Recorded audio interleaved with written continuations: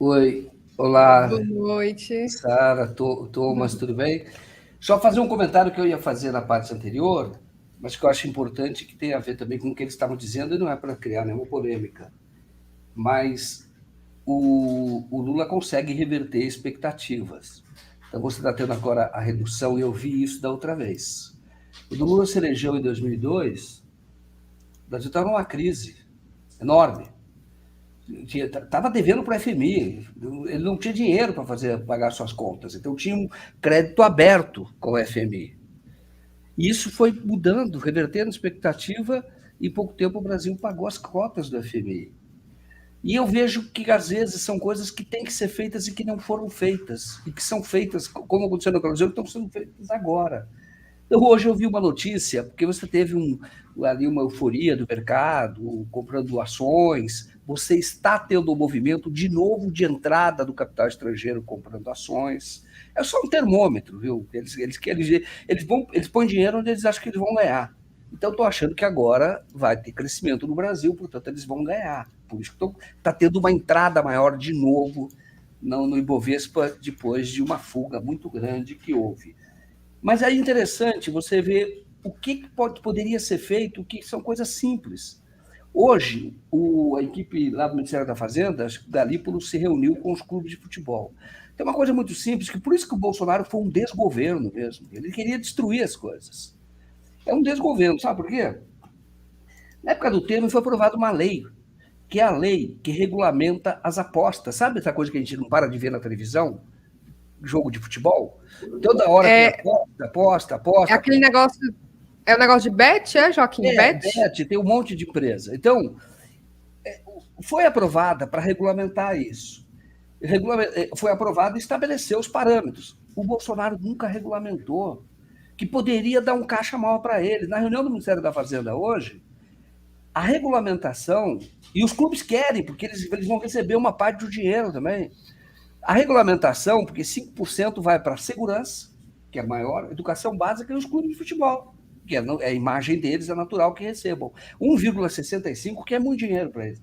Mesmo assim, eles querem um pouco mais. Vai para a educação básica 0,82 e 2,55 para Fundo Nacional de Segurança Pública. E o governo fica com tributos que está aprovada, velho. 15 bilhões por ano. Olha bem, são coisinhas. Sabe quando você está arrumando a casa, que você tem que fazer? O Haddad chegou e falou: os ricos não pagam impostos, vou mostrar isso para todo mundo. Quem são esses super ricos, super empresas? E aí, eu estou dizendo que, anotem, eu já vi isso. O Lula reverte expectativas. Demais, porque o Lula tem um trunfo na mão, que é um trunfo que todo brasileiro, todo governo brasileiro que quiser usar e vai se dar bem. O Brasil tem um mercado que da outra vez ele incluiu. Ele tem uma população muito grande que ele pode trazer para o mercado. Isso incrementa demais a economia. Essa é a estratégia do Lula. Da outra vez foi assim, ele abriu uma fronteira para o capitalismo, essa foi a verdade, e todo mundo veio aqui para ganhar dinheiro. Só queria fazer esse comentário, porque eu ia fazer na parte anterior, e eu tinha levantado alguns dados aqui. Então, você veja, coisinhas não, 15 bilhões por ano é dinheiro para caramba, né? Tá bom? É isso. Eu vou falar, Thomas, me desculpe, eu só queria fazer esse comentário que eu tinha feito na parte anterior, eu queria fazer um adendo ao que foi comentado na parte anterior, sem abrir nenhuma polêmica, porque o bom de você viver um pouco mais, começar a ter cabelo, você viu outras coisas. Você fala, e cara, eu estou vendo as coisas de novo, não é que elas se repetem, o método é o mesmo. Tá? Mas boa noite, obrigado por atender o nosso convite, Thomas, nesse dia muito importante, sobretudo por conta da visita à China. Nós vamos falar de Rússia e tal, mas a China também, que você entende de BRICS. Então, olha, eu passo a palavra a você, te agradecendo mais uma vez e agradecendo também a Sara, aqui, ela que organiza todas essas entrevistas, organizou com você e hoje foi muito a calhar, realmente, porque temos a visita do Lula à China. E aí eu passo a palavra perguntando o que nós podemos esperar dessa visita. Boa noite, Joaquim. Boa noite, Sara. Boa noite a todos os espectadores aí da TV 247, né? Sempre um prazer a gente debater esses assuntos tão importantes aqui que vão definir o futuro da humanidade. E a visita do Lula para a China, ela acontece num contexto muito interessante, que é exatamente quando o Macron retorna da China criticando o hegemonismo dos Estados Unidos e dizendo os problemas da Europa seguir os Estados Unidos da forma como ela tem feito no conflito da Ucrânia. Então, a declaração do Macron, ela tem uma força, ela tem um peso. E veja só que essa semana, Joaquim, aconteceu a revelação lá da espionagem dos Estados Unidos com relação ao conflito da Ucrânia. Essa semana, a China selou, na semana passada, especificamente, um acordo histórico entre o Irã e a Arábia Saudita. Isso é uma coisa sem precedentes. É uma questão assim, a China, o Xi Jinping, ele vai se apresentando como o líder, como um líder internacional que está construindo um caminho que é o oposto dos Estados Unidos. Os Estados Unidos apostam na guerra e apostam no conflito. A China, ao contrário, ela aposta na paz. Ah, mas os chineses são bonzinhos, os americanos são ruins? Não. A China está vendo os interesses dele. A China lucra com a paz, ela lucra com a integração comercial, ela lucra com a exportação de capital, com o desenvolvimento de infraestrutura e ampliação do mercado consumidor ao longo do mundo. Agora, quando entra a questão dos Estados Unidos, é aquele discurso do Eisenhower, quando ele estava entregando o governo, né, na década de 40, né, que ele estava dizendo que o complexo militar industrial tomou conta da economia dos Estados Unidos. Isso naquela época. Quem dirá agora, depois de Afeganistão, depois de Iraque, depois de tudo que a gente viu, o peso que eles têm tanto nos partidos democrata quanto republicano. Então, portanto, nós estamos vendo uma nova geopolítica se formando. Né? O que o Lula fez, um anúncio prévio da China com o Brasil, começar e dar um primeiro passo para fazer as trocas sem o dólar, isso vem sendo uma tendência. Nós estamos vendo, aos nossos olhos, o desenho do novo mundo multipolar. É uma coisa que está já acontecendo, que a China ela tem trabalhado muito forte para proteger os seus interesses, os seus territórios, e é curioso, né, que no meio dessa situação em que a China explode enquanto grande potência, enquanto articulador da paz no Oriente Médio, dois rivais, que a Arábia Saudita e Irã, não é uma rivalidade de ontem, é uma rivalidade de séculos, né? Podemos até dizer talvez quase milênios, porque são xiitas versus sunitas, e são duas potências que estavam em lados opostos na Guerra Fria, que recebia, uma estava alinhada com os Estados Unidos, outra com a União Soviética. A China consegue colocar os dois na mesa, e ao mesmo tempo Israel começa a bombardear os países do Oriente Médio, criar uma situação ali, porque Israel está implodindo por dentro, a França está implodindo por dentro, os Estados Unidos vivem um conflito entre republicanos e democratas que, se isso sai do controle a qualquer momento, isso pode levar a uma guerra civil. Então a gente vê o Ocidente se implodindo por dentro e a China, ao contrário, ela propondo um caminho de paz, de integração comercial, de desenvolvimento para o mundo.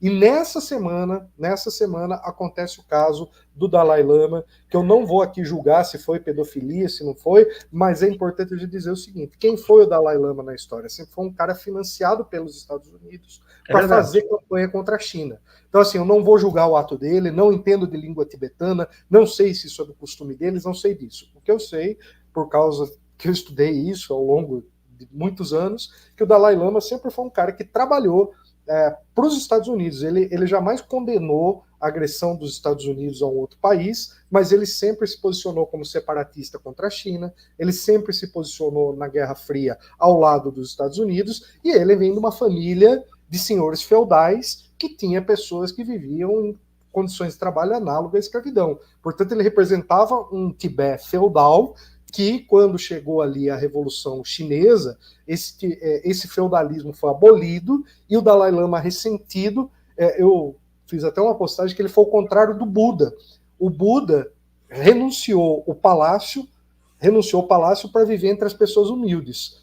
O Dalai Lama, ao contrário, ele lutou a vida inteira para voltar para o palácio, para as condições ali das castas superiores que ele vivia. Então isso não é uma crítica ao budismo, isso é uma crítica exatamente à posição geopolítica que sempre o Dalai Lama adotou. E nessa semana veio um escândalo dele. Eu não sei dizer, está tendo um mega debate sobre isso, eu não sei dizer especificamente se foi pedofilia, se não foi. De qualquer forma, me incomodou aquele gesto, mas a trajetória do Dalai Lama é uma trajetória de alinhamento com os interesses dos Estados Unidos, e isso vem à tona quando a China se mostra aí como uma grande potência que vem sob a liderança de Xi Jinping propondo um novo mundo. E agora, o que a gente vai ter? Um grande líder da América Latina, porque vamos falar a verdade, Joaquim. Quem hoje é líder na América Latina? Na época que a gente tinha Fidel Castro, Chávez e Lula, o Lula dividia a estrela dele com outros dois gigantes. Mas agora, o que sobrou? Veja que e é lamentável uma situação, por exemplo, do Chile, né? Veja a posição do Boric hoje, né? Ele querendo criar uma alternativa ao Fórum de São Paulo, reunindo partidos de esquerda que são alinhados ali com a agenda do Partido Democrata, né? Ele saudou o Zelensky, né? Ele disse para o Zelensky que ele é um aliado do Zelensky na América do Sul. Então, muito complicado as posições do Boric. Ele procura se aproximar do Petro na Colômbia e atrair um setor do PSOL brasileiro para fazer esse papel.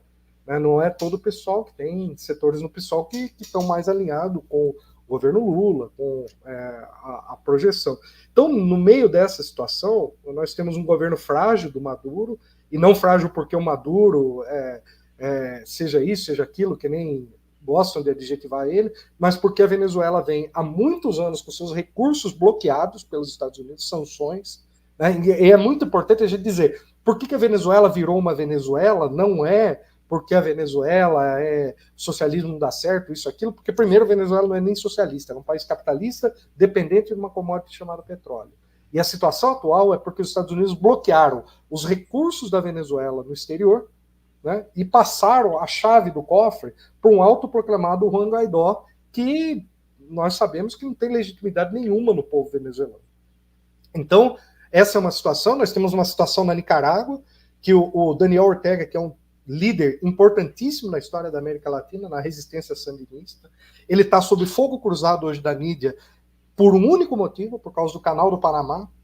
Nós temos uma situação aqui na Argentina que está vivendo uma crise econômica muito grave, e o Lula hoje aparece como uma grande liderança. Né? E o Lula vai se encontrar com quem hoje é o maior líder da esquerda mundial, que é o Xi Jinping.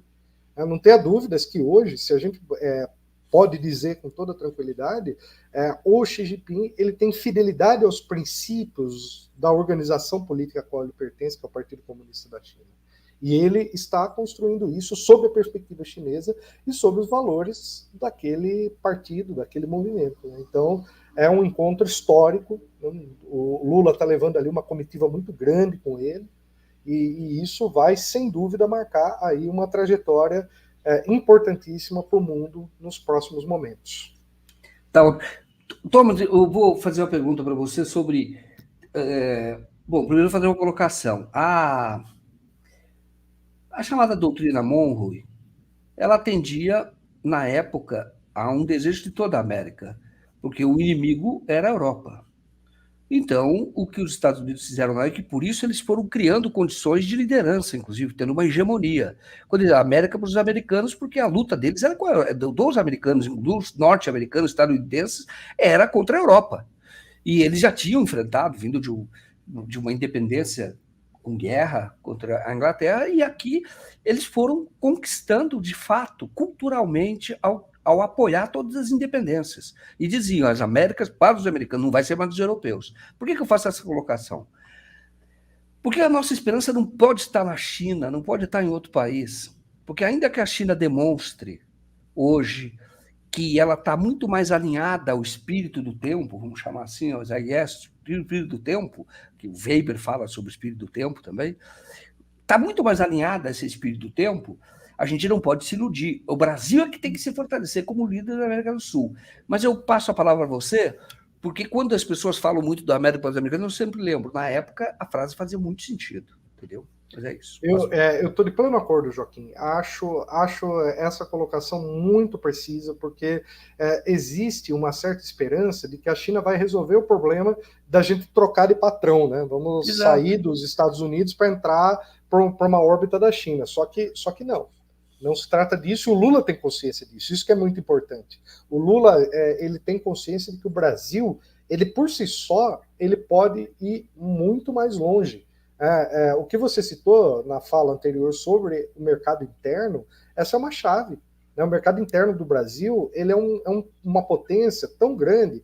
E vou dizer mais, Joaquim, a China, ela deve muito do seu crescimento econômico ao Brasil, porque os chineses vieram estudar os modelos de desenvolvimento do Brasil entre 1930 e 1980, que é um modelo único na história.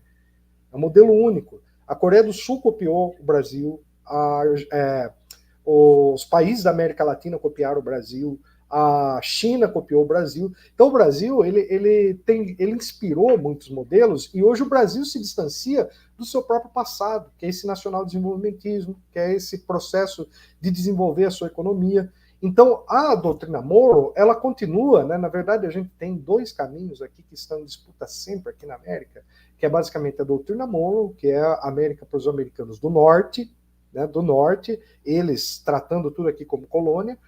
E do outro lado nós temos o bolivarianismo. O que é o bolivarianismo? É a pátria grande latino-americana integrada, resistindo a esse domínio neocolonial, resistindo a essa violência imperialista, porque vamos abstrair aqui, Joaquim, se não fossem as intervenções e os golpes que os Estados Unidos deram ao longo do século XX, o que teria sido a América Latina? A América Latina, ela foi interrompida o ciclo ali do varguismo, né? O Vargas, o golpe era para ter acontecido em 54, não em 64. Nós tivemos ali a ditadura na Argentina, nós tivemos a ditadura no Chile, todos os projetos populares que foram brutalmente interrompidos e que se a América Latina tivesse seguido um caminho próprio, o que seria, né? Não só uma potência econômica, mas uma potência social. Veja só, Cuba vive uma situação de bloqueio econômico há muito tempo. Por quê? Eles precisam mostrar para o mundo uma propaganda de que não dá para resistir ao imperialismo. Para eles interessa deixar uma Cuba ali passando fome, para eles dizerem, isso aqui é Cuba, isso aqui é o socialismo. Se vocês não aceitarem as nossas imposições, vocês vão virar isso. E essa forma de agir, de construir esse imaginário, que está agora em xeque, porque hoje os Estados Unidos, a guerra da Ucrânia, ela está dividindo os americanos. Porque hoje, no Partido Republicano, existe um pensamento cada vez mais crítico à forma como os Estados Unidos entraram nesse conflito. E é curioso, sabe uma coisa, Joaquim? Na época da guerra do Iraque, havia muitos interesses pessoais da gestão Bush nesse conflito. Por exemplo, o Dick Cheney era ligado à indústria do petróleo. O vice do Bush, né? Tem até um documentário que saiu há um tempo atrás, o vice, né, falando sobre isso. Havia a família Bush também ligada também à indústria do petróleo do Texas e de outros lugares. E a guerra do Iraque envolvia não só o interesse familiar desse grupo, como os interesses que se vinculavam a isso. Quando vêm os democratas, veja só, né, o filho do Biden está ligado a uma série de coisas da Ucrânia, como, por exemplo, os próprios laboratórios químicos e biológicos que a Victoria Nuland assumiu que existiam. Então, portanto, existem interesses pessoais, mesquinhos, pequenos, que colocam esses setores, muitas vezes, em oposição. Então, as elites ali do Partido Democrata e do Partido Republicano, elas têm uma relação com o poder, muitas vezes, do seguinte: quem vai controlar o Estado para beneficiar qual grupo? E o setor que hoje se beneficia com o conflito, que está muito ligado ao Partido Democrata, já sofre uma oposição do próprio Partido Republicano. Eles falam que não é esse o caminho. Né? Inclusive, existe uma identificação ideológica com o Putin, por ele ser um conservador, por ele ser um religioso, por ele defender valores familiares, né? Coisas assim que boa parte dos republicanos admiram isso.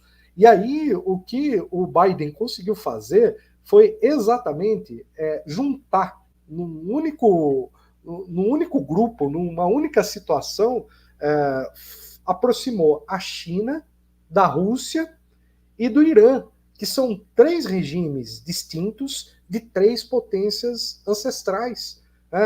Eu só não falo milenar porque a Rússia é mais nova do que as outras. Mas se a gente for considerar, a China é um país milenar e o Irã é herdeiro do Império Persa. que é também milenar. Mas a Rússia, né, o Império Russo, ele tem aí bons séculos de história, então são civilizações muito importantes na história da humanidade, que hoje estão muito mais próximas do que afastadas. E quando você puxa para esse grupo aí, que agora já se fala até em BRICS Plus, esse tipo de coisa, a nova Rota da Seda, tudo isso, você está trazendo para esse grupo aí o pessoal da Arábia Saudita, o próprio Egito, né? O Egito, que eu citei aqui para vocês recentemente, o Egito está recebendo investimentos chineses gigantescos. E o Egito só não rompe uma relação mais duradoura com os Estados Unidos porque ele recebe uma ajuda militar respeitável dos Estados Unidos. Né? Mas o Egito está jogando com os dois, está sabendo fazer o jogo. Mas o que o Biden tem feito, ele conseguiu simplesmente unir a Ásia em torno de um novo projeto que os Estados Unidos têm cada vez menos influência. Né? E a gente está vendo. Thomas, quando eu falei aqui da Tony Monroe, os Estados Unidos foram, de fato, o primeiro país a reconhecer a independência do Brasil, o que era muito importante na época, 1924. Então, falou, reconhecendo que não é mais colônia de Portugal. E tinha essa ideia de que o adversário era a Europa. Evidentemente, quando eu falo isso, eu coloco, porque isso era uma ação que abria portas. Os Estados Unidos reconheceram a independência do Brasil, abria portas. Eu coloco essa advertência, quando eu coloco falar doutrina Monroe, não era vista como uma coisa negativa. Evidentemente que eles foram conquistando os interesses deles, óbvio, nós sabemos tudo o que aconteceu depois. Mas eu falo por conta da própria China, de qualquer outro país. É o Brasil, o Lula tem essa consciência de unir a América do Sul. E ele sabe que é mais fácil de América do Sul do que a América Latina, né? Porque a América Latina tem a influência do México e na América do Sul já é bem mais fácil.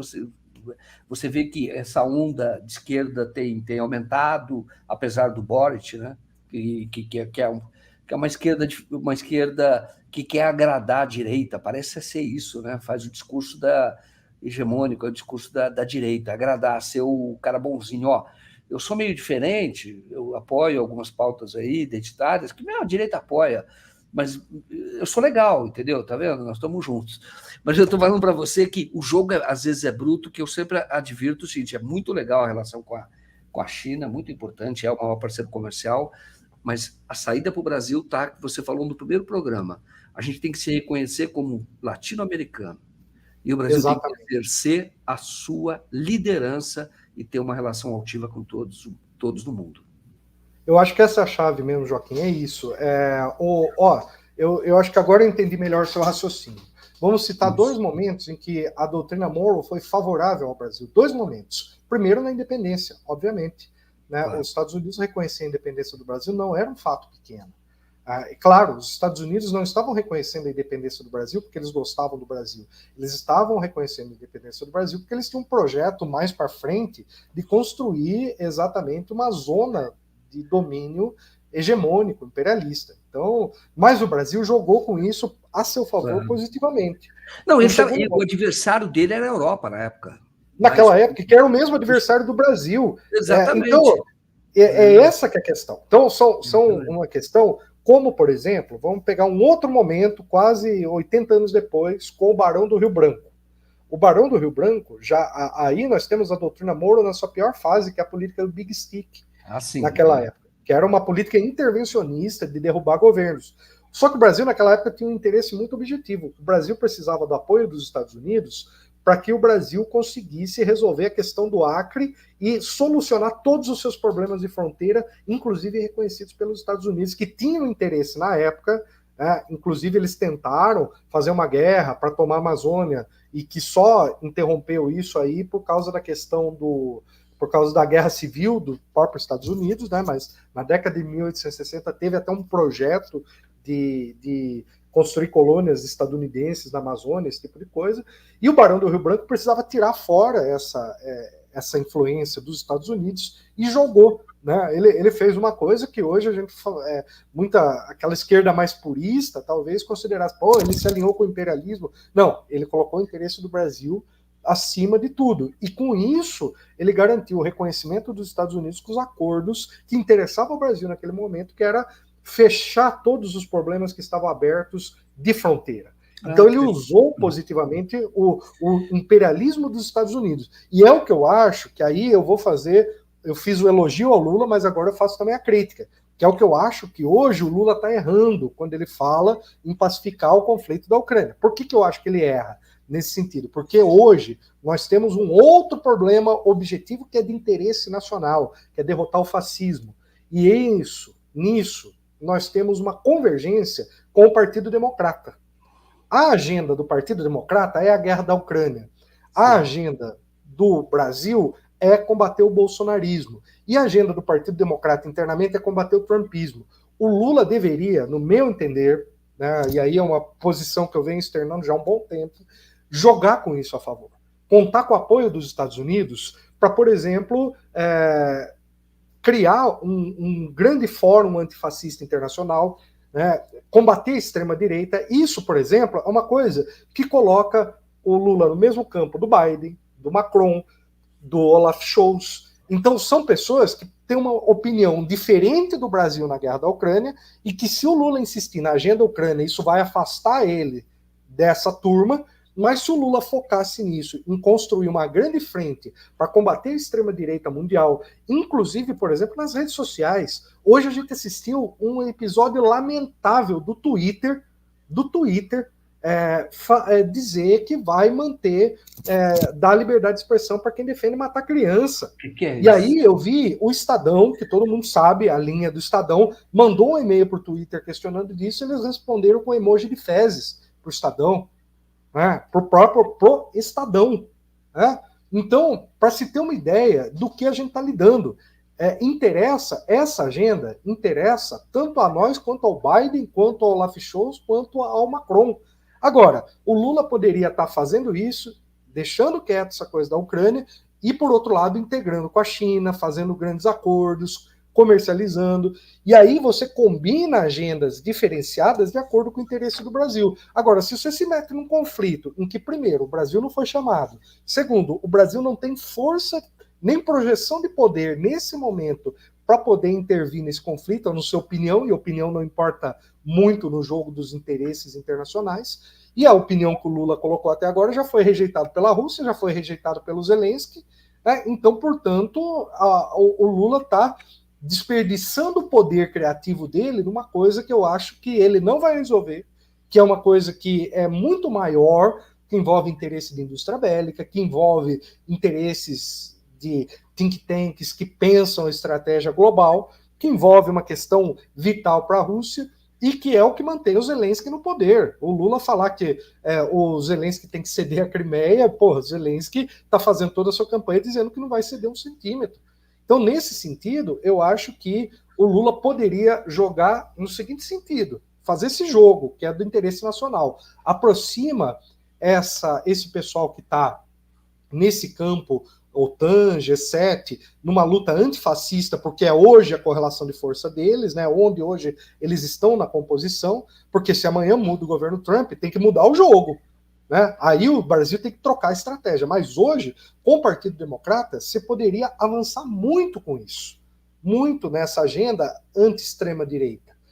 Que é uma agenda, por exemplo, o Macron tem todos os problemas do mundo, mas ele é um cara que está combatendo isso no país dele, o Olaf Scholz está combatendo isso, a Alemanha está demonstrando esse tipo de coisa. Sabe, por exemplo, uma coisa, nós estamos tendo esse problema de ataques a escolas no Brasil. O que a extrema-direita brasileira está propondo? Armar os professores, está propondo militarizar as escolas, que é a mesma agenda que o Partido Republicano tem nos Estados Unidos e que o Partido Democrata rechaça. Então, nesse sentido, por que não falar de uma colaboração com eles para combater esse tipo de coisa? Porque é onde se tem convergência. E aí, por exemplo, se os republicanos voltarem para o poder, repensa a estratégia e aí muda-se a correlação. Mas você sempre tem que jogar de acordo com o que a situação oferece. Como Vargas, né? Ele tinha ali os nazistas de um lado, os Estados Unidos do outro, a União Soviética lá longe, e aí o que ele fez? Ele fez todo um balanço de forças que atendeu ao Brasil. O Brasil, na Segunda Guerra Mundial, saiu com o CSN, com reequipamento militar, o Brasil saiu como um ator importante no conflito e participando das negociações de paz, tanto que o Brasil foi respeitado na sua posição na Segunda Guerra Mundial, que o Brasil presidiu a fundação da ONU. E até hoje o Brasil é o país que abre o discurso da ONU. Por quê? Porque o Getúlio Vargas soube jogar com as forças contraditórias a favor Sim. do Brasil. Então, é isso que eu penso um pouco com relação a essa questão do conflito da Ucrânia. Perfeito. E parece que vai demorar, né? Porque você tem uma situação que está dada hoje. A Rússia, na verdade, conquistou o que ela queria, né? Ela está com as áreas que ela já queria, ela conquistou. A Crimeia ela já tinha. Então, ela conquistou. Agora vai ser uma guerra de defesa, de defender a posição conquistada. E isso é possível que demore muito, não é isso? Então, agora, a estratégia da Rússia é esgotar toda a munição ucraniana lá no conflito de Bakhmut, né? Que a Ucrânia, na verdade, a Ucrânia caiu numa cilada, né? Ela caiu numa isca. Da mesma forma que a Rússia caiu numa isca quando ela entrou na guerra, porque os Estados Unidos forçaram a Rússia a entrar nessa guerra, a Rússia deu tropeços, a Ucrânia deu tropeços, tá? Todo mundo deu tropeço, porque uma guerra você mexe com uma série de variáveis. Mas nesse momento, o que a Rússia está fazendo? Vamos fazer os ucranianos gastar toda a munição deles, porque aí o poder de resposta deles fica completamente limitado. É uma guerra a batalha está se concentrando numa região que nem é tão importante agora, mas que é uma região que já virou uma batalha simbólica. E aí todo aquele equipamento militar, né, tem toda uma discussão aí, tem gente que quer mandar coisa, tem gente que não quer. Agora, eu já vejo a França percebendo o quanto a militarização da Europa contraria os interesses nacionais franceses. Porque veja uma coisa, Joaquim, se você começa a espalhar bombas atômicas na Europa, o que você está fazendo? Você está colocando um alvo em vermelho falando para a Rússia, se o conflito escalar, tire aqui. Né? A Finlândia, por exemplo, entrar para a OTAN, ela está pedindo para ser bombardeada no primeiro momento que estourar um conflito. É uma questão de você não perceber o quanto isso afeta os interesses vitais de subsistência, porque o discurso ocidental, a propaganda ocidental, a forma como eles agem é muito agressiva. Agora, impressionante com uma guerra, o que você já pode concluir. Mas quem está ganhando? A China, né? Total. A China acabou de lançar um porta-aviões, né? A China nesse momento, a China só pensa em uma coisa. A China só pensa em controlar o seu espaço vital. Controlar o seu espaço vital significa o seguinte: todas as províncias separatistas, Xinjiang, Tibete, deixar todas essas situações estáveis, sem conflitos, né? Hong Kong, e reconquistar o que é deles, que é Taiwan, né? Reunificar a China. E para isso também tem o controle do Mar do Sul da China. A China, todo investimento militar chinês não é um investimento militar de projeção de poder além das suas fronteiras. A China está, se bem que já se discute inclusive da China ter uma base na Argentina, o que o Brasil tem que pensar isso, né, se isso é bom para o país. A Rússia tem uma base na Venezuela, a China tem uma base na Argentina. Na verdade, a gente está trazendo para a América do Sul. Só que a gente tem que também considerar que os Estados Unidos têm base na Colômbia, tem base no Peru, voltou a ter base no Equador, desde que o Lenin Moreno assumiu, né? Não sei se formalmente tem uma base ou se é só guarnições, né? Isso aí tem coisas ali que não chega até a gente, né? A gente não tem detalhe das informações, tem a quarta frota no Oceano Atlântico. Então, assim, mas como que tinha que pensar nisso? Os militares nossos tinham que estar preocupados com essas questões. Claro, tinham que estar pensando, né, como que está essa disputa aqui para construir o Brasil uma situação que garantisse a nossa soberania. Mas existe uma doutrina dentro das Forças Armadas que essa sim, eu acho que tem que ser combatida e tem que ser criminalizada, que é a de considerar a existência do inimigo interno no país, que é uma doutrina que vem da Guerra Fria, da Escola das Américas, e que isso ainda ressoa no Brasil. É um dos poucos países em que isso ainda sobrevive, tanto que o bolsonarismo é resultado disso, porque a gente fez aquele serviço porco no processo de democratização do Brasil, que foi não punir esse setor golpista e antidemocrático que existe dentro das Forças Armadas. Quando veio o Bolsonaro, ele revigorou esse setor. Vamos aproveitar para falar de uma coisa que eu acho meio estranha que existe. De um tempo para cá, 20, 30 anos, aumentou muito o número, 20 anos, o número de oficiais, por exemplo, das Forças Armadas que vão passar uma temporada nos Estados Unidos. Eles recebem salário do Brasil, mas vão lá, ficam na casa, formam uma rede, porque tem os colombianos lá, tem argentinos lá. Os Estados Unidos tem esse programa.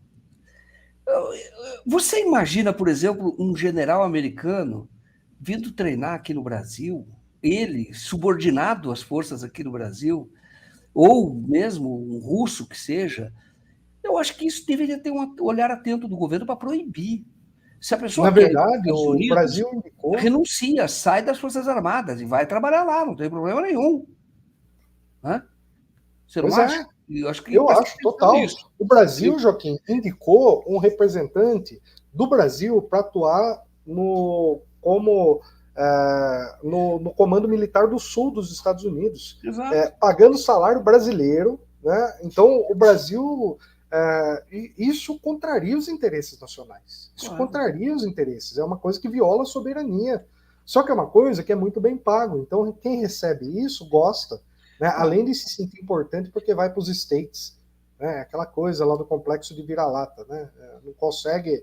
Então, existe toda uma doutrinação ideológica que vem desde a Guerra Fria que afastou o Brasil de ter um pensamento soberano, de ter um pensamento nacional, de ter um pensamento independente, e a gente paga caro por isso. O bolsonarismo é consequência disso. O bolsonarismo que sequestrou os símbolos nacionais é quem atua contra o Brasil. Exatamente. Então, hoje, quando você vê uma pessoa com a bandeira do Brasil, você fala, é entreguista, esse é o problema, entendeu? Pois é. Cadê o verdadeiro patriotismo do Brasil? É do Brasil liderar a América Latina, do Brasil, primeiro ser um país unido. Em segundo lugar, entender que o destino do Brasil está associado com quem? Com os nossos vizinhos. É com a Argentina, é com a Bolívia, é com o Paraguai, é com o Uruguai, é com a Venezuela, com a Colômbia, com o Peru, com o Chile, com o Equador. É com esses países que a gente divide a nossa história. Mas não, isso não só com eles. Né? Em primeiro lugar, aqui a América do Sul. Essa casa tem que estar muito bem arrumada.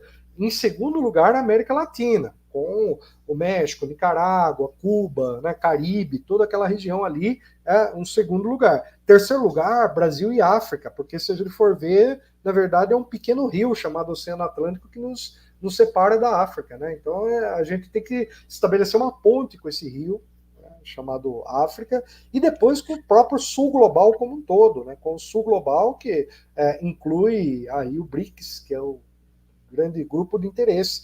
A China tem discutido muito a expansão do BRICS, só que o Brasil até agora não fez uma discussão sincera. Interessa para o Brasil expandir o BRICS? Se for para expandir, quais países devem incluir? O que é estratégico para o Brasil? O que é interessante? O que o Brasil quer dos BRICS? Nós precisamos retomar esse debate, porque se o BRICS vai se expandir, ele já deixa de ser BRICS, porque BRICS é Brasil, Rússia, Índia, China e África do Sul. Né? Já teve um debate, porque na verdade ele surgiu como BRIC, Brasil, Rússia, Índia e China. A África do Sul foi uma proposta do Brasil de incluir a África do Sul. E aí, naquele momento, foi uma coisa que atendeu os interesses do Brasil e a percepção estratégica que o Brasil tinha. Agora, como é que a gente discute o restante? Porque a aliança da Arábia Saudita com a China é porque a Arábia Saudita pleiteia entrar para o BRICS. Né? A Indonésia, o próprio Egito, né? Tem uma série de países, o Irã, por exemplo, a Argentina já é candidatíssima, desde que eu ia, Joaquim, nas reuniões dos BRICS, né? Vou até te contar um caos. Só para lembrar, o Thomas foi da juventude do BRICS, não estava nascendo o BRICS. Exatamente, acompanhei o nascedouro do BRICS. Né? Você foi para a Rússia, para a China, não foi naquela época? Viajei, fui. Acho que o caso que eu fui mais importante em alguma situação, né? Nunca foi importante, mas aquela vez eu me senti. Foi quando teve lá em Ufá, né, a cúpula do BRICS em 2015, a Dilma liderou a delegação e sentou numa cadeira lá, que estava a chefe da delegação. Saiu a delegação oficial, entrou da juventude. Eu sentei na mesma cadeira que a Dilma sentou. Acho que foi o momento que eu fui mais importante no mundo. Onde foi? Foi em Ufá, na Rússia. Que legal. 2015, se não me engano, 2015, foi muito legal ali. E você era o coordenador, alguma coisa? Eu era o coordenador. Eu levei uma delegação naquela época, que eu levei a UNE, a Associação Nacional dos Pós-Graduandos, a NPG, o MST, a CUT, Quem mais? A gente montou uma delegação representativa da juventude brasileira, que envolvia estudantes, pós-graduandos, né, cientistas, trabalhadores, camponeses. Então a gente fez uma delegação bem representativa do que resumia a juventude brasileira naquela época, né? Então não era só assim, consequentemente era de esquerda, porque a esquerda que atua nesses setores. Naquela época não tinha um movimento da direita. Depois, com o tempo, isso foi mudando. Mas naquele momento a gente levou essa delegação. Foi uma delegação que foi muito propositiva, várias propostas ali foram incluídas, né? É difícil negociar com os russos, os chineses também são muito fechados, né? Os sul-africanos são bem mais expansivos, né? E os indianos são bons comerciantes. Então era uma coisa da gente se conhecendo, se aprendendo, cada povo, né? Cada um entendendo como é que eles trabalhavam. Thomas, eu vou chamar para ler os comentários, mas antes de fazer uma colocação para você. Você acha que o ataque ao Brasil, o mesmo que houve em Hong Kong, Ucrânia, você acha que está associado ao crescimento dos BRICS? Você acha que tem a ver com... não tenho dúvidas, não tenho dúvidas. Eu vou contar até uma coincidência, Joaquim, eu não posso revelar, mas eu fui parecerista de um artigo científico nessa semana, li um artigo fenomenal, não posso dizer o título do artigo, não posso dizer o autor, porque é confidência acadêmica, né? Sim, ainda não foi publicado. Uhum. Não foi publicado, e ainda é comissão de pares, mas eu achei fantástico o autor desse artigo, ou autora, que eu não tenho ideia, porque é revisão cega, né?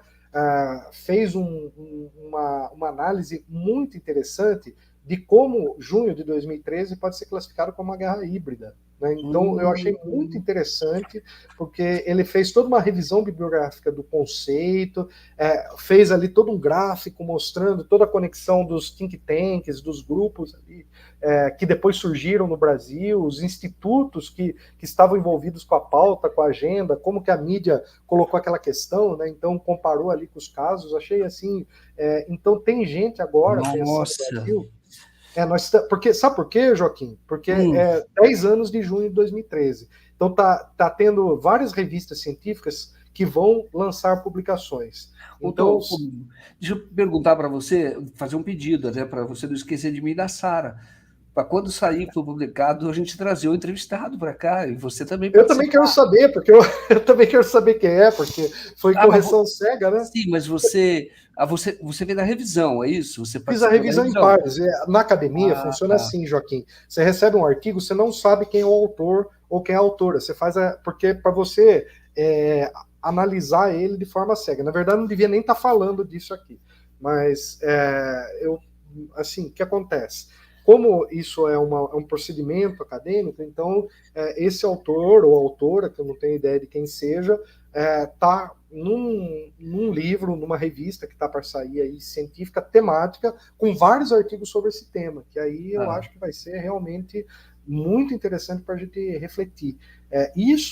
O que aconteceu em junho de 2013 foi muito bem pensado, foi muito bem, e está muito conectado com todos os processos de mudança de regime que houve na própria Ucrânia, que a gente citou que foi 2014, né, que teve a primavera árabe, entre aspas, os egípcios lá, os militares egípcios aprenderam muito rápido e retomaram o poder assim de uma forma, né, mas a Líbia, por exemplo, caiu, né, a Líbia, aquele outro país também, a Tunísia caiu. Então, vários países ali rodaram nessa onda. A Turquia tentaram fazer isso. A Turquia... a grande questão é que o Brasil entrou nessa, assim, tipo, achando, sabe, tudo isso espontâneo. Não, nunca foi espontâneo. Nunca foi espontâneo. Ótimo. E esse artigo autor é brasileiro? Brasileiro. Acho que sim, né? Escreveu em português, um português perfeito, deve ser brasileiro. Bom, vamos ficar atento. Quando sair, você vai receber a publicação, não? Sim, pelo menos o link da publicação, passa para nós, para mim, para a Sara, entendeu? Tá Vai ótimo. ser interessante. Aí podemos fazer uma conversa 3, 4 aqui, entendeu? Tá bom? Ótimo. Eu a Sara, você e o autor, entendeu? É interessante que, isso eu quero sugerir para o 247. Vocês podiam fazer um grande evento de debates sobre junho de 2013 no mês de junho, retomar tudo aquilo. Eu tenho uma leitura sobre junho de 2013 que eu vejo que foi o seguinte: ali era uma oportunidade histórica que a esquerda perdeu, né? Então, eu também faria um debate sobre a oportunidade que a Dilma perdeu ali, porque naquele momento, quem estava na rua estava pedindo uma pauta de esquerda. Não que o movimento fosse de esquerda, mas a pauta era progressista, que era o seguinte, hospital padrão FIFA, era transporte público barato e até gratuito. Então era uma pauta que naquele momento a Dilma perdeu uma chance de ter toda a juventude do lado dela. Se ela falasse, quando ela apresentou lá as respostas, o primeiro compromisso dela foi com a responsabilidade fiscal. Se ela tivesse colocado o primeiro compromisso, passe livre para os estudantes em todo o país, eu garanto que essa juventude em 2014 estaria lado a lado com ela em tudo quanto é batalha. Ela teria chamado, ela devia ter pegado e falado, esse movimento é meu, eu tô com vocês. E perdeu, né? Aí quem montou nesse cavalo... Mas havia simultaneamente a Lava Jato sendo preparada, a discussão era corrupção, e você tinha um modelo de financiamento da política brasileira que você destruiria qualquer governo, se você quisesse. Era um modelo de financiamento. Era privado, com empresas. Então, eu acho que ali não havia saída, honestamente, viu, Thomas? Mas, de qualquer forma... Não sei, é uma questão também... E outra, a gente está falando de fora, né? A gente não estava dentro do governo. Mas eu penso o seguinte, talvez se o Hugo Chávez estivesse do lado da Dilma, no lugar da Dilma, ele teria feito um pouco diferente. Mas você iria para um caminho que é muito diferente da tradição brasileira, né? Que eu não sei se tem força. A questão, Joaquim, o problema é que... O Chaves era militar, né? Se você entender. Então, naquele momento... de uma força armada que é diferente das outras forças armadas. A Força Armada venezuelana nunca foi entreguista, mas era militar. Né? A grande questão, Joaquim, é a seguinte, esse é um problema, é uma crítica estruturante que eu tenho ao petismo e ao lulismo, de ser uma corrente política que não mobiliza o povo. Não mobiliza. Essa é uma tradição do petismo, né? O petismo prefere, isso não sou eu que estou falando, é o André Singer na tese dele sobre o lulismo. Então, não tô aqui, o Thomas, não, só é o André Singer, que é o cara que foi porta-voz do governo Lula e que tem uma tese de doutorado dele sobre o tema do lulismo. Ele interpreta o lulismo como uma força desmobilizadora. Não é uma tradição, porque nós tivemos um hegemonismo do PT na esquerda, mas na época do Vargas, ele mobilizava a população. O Jango convocou o comício da Central do Brasil. Claro, podemos até dizer, isso resultou no golpe. Mas resultou no golpe não foi o comício, porque o golpe já estava pronto. Então, o comício até acumulou força para que depois houvesse mais resistência, como houve em 68, como houve em outros momentos. Então, portanto, é uma questão que eu acho que a esquerda tem que repensar o seu papel nas ruas, porque hoje só a direita está nas ruas. E se a esquerda não voltar para as ruas e não retomar o seu poder mobilizador, se surgir outro junho de 2013, a esquerda vai apanhar que nem eu apanhei na Avenida Paulista com o pessoal dizendo sem partido. Eu estava lá com todo mundo, né? Eu acompanhei isso eu filmei com meu celular vagabundo da época, né? O celular daquela época não tinha as câmeras que tem hoje, né? Mas tem lá os vídeos lá em junho de 2013 na passeata. Vi os caras queimando bandeira de sindicato, vi situações ali que eu nunca tinha visto na vida. Né? Porque já era assim, era para despolitizar mesmo. Era muito difícil esse movimento. Deixa eu passar para a Sara, aí você continua. Lembrando, né, você fez essa viagem no tempo, Thomas. Em 2014, o BRICS se reuniu aqui em Fortaleza. Em 2014, o clima era não vai ter Copa, né, derrubar a Dilma e etc. Realmente foi uma oportunidade perdida, mas né, é um comentário anacrônico, né? Não tem como a gente falar mais do que a nossa imaginação pede. Inclusive, o pessoal estava lembrando... Eu acho que é diacrônico, não anacrônico. Diacrônico. Verdade. A gente tá rememorando, mas a gente está rememorando com maturidade, com distanciamento, né? É necessário, eu acho, fazer esse debate. É necessário. Eu também acho. Perfeito. A Edna, Joaquim, fala que excelente essa ideia de pauta. Eu estou aplaudindo de pé. Eu já anotei aqui que eu estou vivendo uma realidade do podcast do Joaquim. Eu já estou trabalhando até com pautas aqui. A Edna também fala assim, excelente análise do professor Thomas, deveria ser feito um corte urgente para enviar para a assessoria do Lula. O Luiz Antônio Amaral fala assim: Mercosul, Unasul e BRICS terão peso no mundo? Eu vou ler tudo, tá? Vou ler tudo de uma vez. O Ricardo Garcês fala: o Brasil tem potência ímpar para se autodesenvolver. O Rosinaldo está falando, tá provocando aqui como é que a gente fala para as pessoas na prática sobre a importância do Lula e a China, né? Como é que a gente vende essa ideia para as pessoas. Deixa eu ver aqui. O Ricardo Garcês também... esse aqui, o Ricardo Garcês fez um comentário em outro momento. O Antônio Vasques fala: os pessoalistas pensam que são donos do Itaú e Brabo. E aí tem um comentário do João Pedro, uma pergunta para o Thomas, que ele fala assim: Thomas, inclusive os chineses que vão ajudar a construir aqui na Bahia uma ponte. Os chineses constroem coisas muito mais rápido do que nós brasileiros. O que você acha disso? Você está perguntando e aí está mandando um abraço para o Joaquim, dizendo que ama muito o Joaquim. Um abraço para o João Pedro, muito bacana. Deixa eu só comentar. Você sabe que uma das maiores hidrelétricas da China foi construída pela Odebrecht, viu? Empresa brasileira, que é a Garganta do Diabo, uma coisa assim. Três Gargantas. As Três Gargantas. Foi uma inteira brasileira, porque tem uma expertise. Tinha, né? Lava Jato quebrou tudo isso, mas pode recuperar. Vai demorar, mas recupera. Passa a palavra para o Thomas.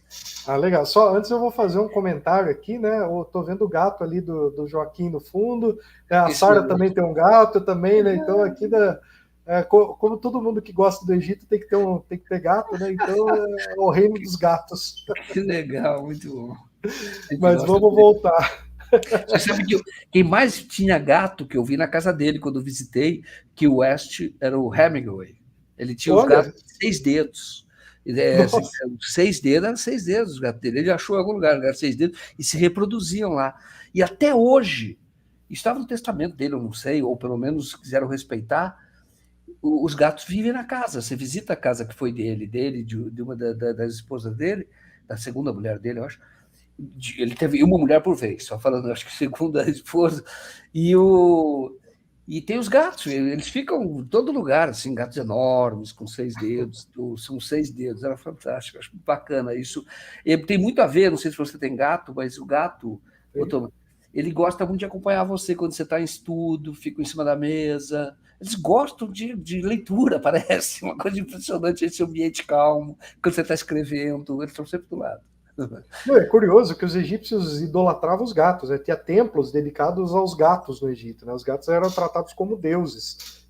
Uma pessoa que matasse um gato no Egito, ele tinha um castigo pior do que se matasse um humano. Então, para os egípcios, assim, o culto aos gatos era considerado um animal divino. E quando eu dava as aulas pela USP sobre o Egito, né, as aulas virtuais do tempo da pandemia, nossa, meu gato não deixava dar aula. Falava de Egito, ele vinha aqui, era um negócio muito incrível. Mas agora está quieto, não está por aqui, então deixa lá, né? Mas vamos lá. Né? Em primeiro lugar, essa questão, né, alguém aí que falou sobre a Unasul, sobre Mercosul, né, CELAC. Então é o seguinte, vamos entender. O Mercosul é o Mercado Comum do Cone Sul, Brasil, Uruguai, Paraguai, Argentina e Venezuela. Né? Unasul é a União das Nações Sul-Americanas que tem um arcabouço muito mais político, de segurança, do que propriamente econômico. A CELAC já é uma união da América do Sul. Então, as três instâncias são importantes para o Brasil e tenderiam a ser uma coisa só. Como que deveria ser? Né? Então, deveria ser o seguinte, a Unasul encampar todo o Mercosul e o Mercosul ser o mercado comum da Unasul. O problema é que os Estados Unidos, né, botaram Colômbia, Chile, mexeram com esses interesses, agora a China também mexe, a China também faz o jogo dela. Né? E o Brasil, se ele não faz o dele, o outro vem e faz. Então, exato, o Brasil precisava retomar isso. Na época do Bolsonaro, quando estava aqueles governos de extrema-direita, eles tentaram criar uma Unasul paralela ali, só de direita, né, só de uma coisa da extrema-direita ideológica, e, claro, deu tudo errado. Porque isso não tem que ser uma orientação, uma integração ideológica. Ela tem que ser uma integração de estados, de povos, civilizacional. Tem que ser algo que se sobreponha a um governo, a uma gestão, que seja uma coisa de décadas. O Joaquim deve se lembra como eu falava de Alau, que Alad, né? Por muito tempo se falava disso, né? Isso tudo caiu em desuso, nem se fala mais disso.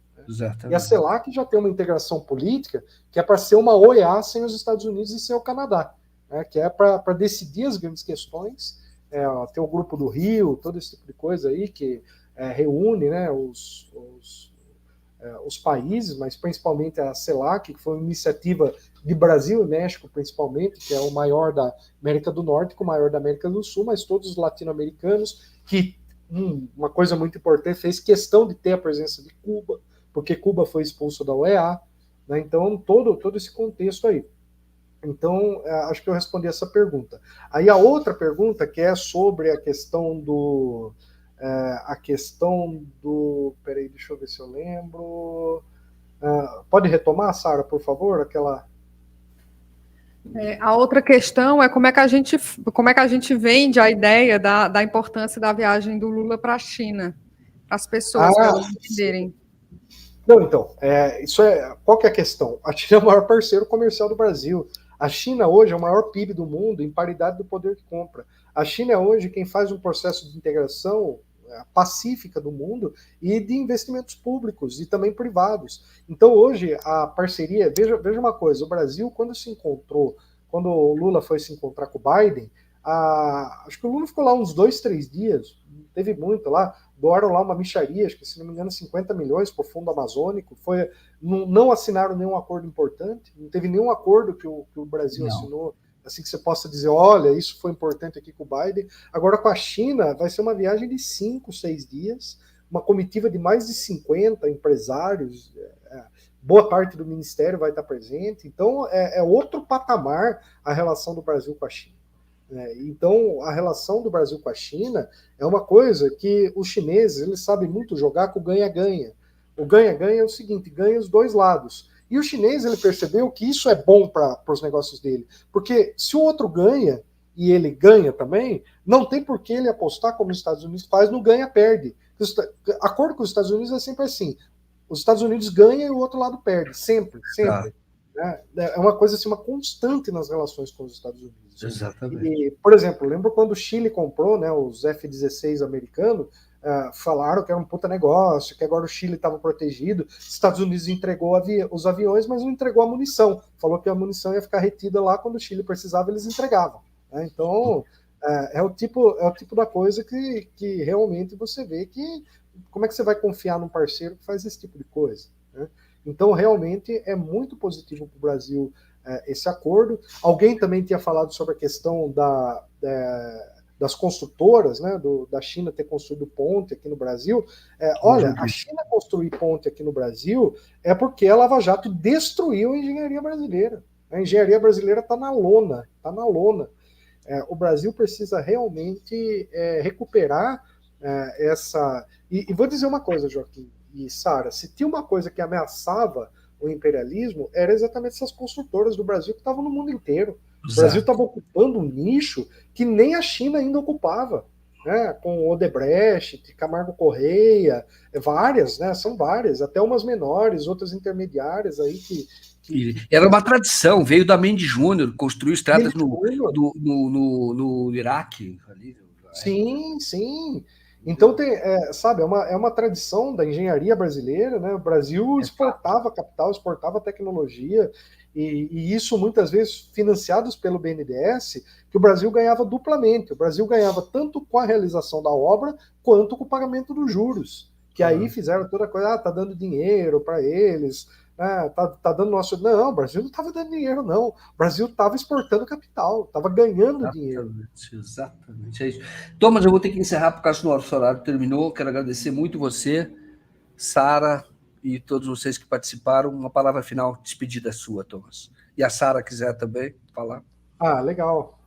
Bom, agradeço então ao Joaquim, agradeço a Sara, todo o pessoal do 247 aí, né? Convidar vocês para seguirem os meus canais, né? Farol de Alexandria, que a gente trabalha com história e arqueologia, então procura lá Farol de Alexandria no YouTube, procura no Instagram. Estamos para lançar mais uma expedição arqueológica para o Egito. Quem tiver interesse também pode nos procurar, né? Quem quiser conhecer essa civilização. E também sobre história e geopolítica, sobre geopolítica e relações internacionais, o canal Professor Thomas de Toledo no YouTube. Então, esses dois canais. Vocês podem me achar também no Facebook, no Instagram, né? Então a gente está por aí e é um prazer debater esses assuntos tão profundos, né? Que só na mídia alternativa a gente tem oportunidade. E é isso, Sara, me lembro muito do BRICS aí no Ceará, né? Bons tempos aqueles. Muito bom. Joaquim, Thomas, muito obrigada. A gente tem que retomar esse papo de 2013, realmente. Eu estou com isso aqui, ó, instalado há 10 anos. E é isso, gente. Muito obrigada, pessoal, que participou aqui da conversa também. Tchau, tchau. Tchau.